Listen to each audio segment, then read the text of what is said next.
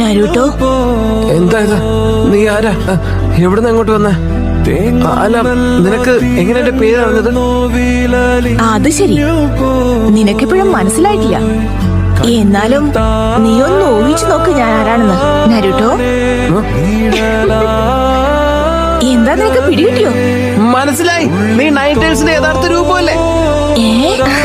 ആ മിനാട്ടോ എന്നെ കുറിച്ചൊന്നും പറഞ്ഞിരുന്നില്ലേ? വല്ലാത്ത കഷ്ടം തന്നെ. എന്നാ ശരി, ഞാൻ തന്നെ പറയാം. ഞാൻ നിന്റെ